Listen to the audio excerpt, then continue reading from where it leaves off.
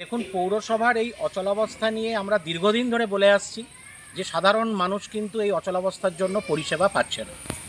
বিশেষ করে আমাদের বিরোধীদের ওয়ার্ডগুলোতে আপনারা বুঝতেই পারছেন যে সেই রকমভাবে কোনো কাজ এই 3.5 বছরে কিন্তু হয়নি। তাছাড়াও কৃষ্ণনগরের যে প্রধান সড়কগুলো রয়েছে, নিচু যে এলাকাগুলো রয়েছে, ড্রেনেজ সিস্টেম রয়েছে, সব মিলিয়ে নাগরিক পরিষেবা কিন্তু বিপর্যস্ত। এটা দীর্ঘদিন ধরে আমরা বলে আসছি। প্রিন্সিপাল সেক্রেটারির শোকজ নোটিশে এই পয়েন্টগুলোই লেখা রয়েছে, অর্থাৎ বিরোধীদের দাবি আজ সরকারিভাবে মান্যতা পেয়েছে। কিন্তু তাৎপর্যপূর্ণ বিষয়, এই শোকজ রাজ্য সরকারের urban development and municipal affairs ডিপার্টমেন্টের প্রিন্সিপাল সেক্রেটারি কবে করলেন, এটা রাজনৈতিকভাবে খুব তাৎপর্যপূর্ণ। যেদিন তৃণমূল কংগ্রেসের বেশিরভাগ কাউন্সিলর তাদেরই দলের নির্বাচিত চেয়ারম্যানকে, তারাই কিন্তু এই চেয়ারম্যানকে ওই পদে বসিয়েছিলেন, আমরা বিরোধীরা বসাইনি, তারই বিরুদ্ধে অনাস্থা নিয়ে এসে সেই অনাস্থা প্রস্তাব এসডিওর কাছে জমা করলেন। তারপরের দিন এটা পরিষ্কার যে দলীয় যে উচ্চ নেতৃত্ব তৃণমূল কংগ্রেসের, তার নির্দেশে আরবান ডেভেলপমেন্ট এবং মিউনিসিপ্যাল অ্যাফেয়ার্স ডিপার্টমেন্টের প্রিন্সিপাল সেক্রেটারি বোর্ড অফ কাউন্সিলরকে শোকজ করল। এটা কিন্তু মাথায় রাখবেন যে ইন্ডিভিজুয়াল কাউন্সিলরকে কিন্তু শোকজ করা হয়নি, বোর্ড অফ কাউন্সিলর্সকে শোকজ করা হয়েছে। দ্বিতীয়ত, 1993 মিউনিসিপ্যাল অ্যাক্ট কি বলছে, যে যদি স্টেট গভর্নমেন্ট বোর্ড অফ কাউন্সিলর্সকে শোকজ করে, তাহলে সেক্ষেত্রে বোর্ড অফ কাউন্সিলরের মিটিং ডেকে সেই শোকজের উত্তর দিতে হবে।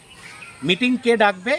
মিটিং ডাকবে চেয়ারম্যান, যেহেতু এখনও চেয়ারম্যানকে সরকারিভাবে অপসারণ করা হয়নি।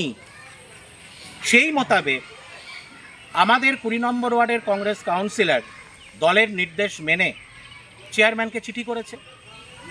1993 মিউনিসিপ্যাল অ্যাক্ট সেকশন 51/2 এই আইনে আমাদের কাউন্সিলর উজ্জ্বলা ঘোষ হালদার চেয়ারম্যানকে চিঠি করেছে ইমিডিয়েট বোর্ড অফ কাউন্সিলর্সের মিটিং ডাকার জন্য, যাতে শোকজের উত্তর আমরা দিতে পারি।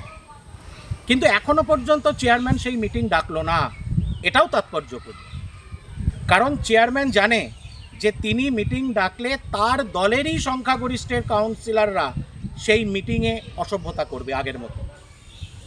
যেভাবে পৌরসভায় অচলাবস্থা তৈরি হয়েছিল, যেভাবে বোর্ড অফ কাউন্সিলর্সের মিটিংয়ে কাদা ছোড়াছড়ি হয়েছে, ভাঙচুর হয়েছে, তাদের দলের কাউন্সিলররাই চেয়ারম্যানকে হেনস্থা করেছে। তাই উচ্চ নেতৃত্বের নির্দেশেই হয়তো চেয়ারম্যান সেই মিটিং ডাকছেন না, বা মিটিং ডাকতে ভয় পাচ্ছেন।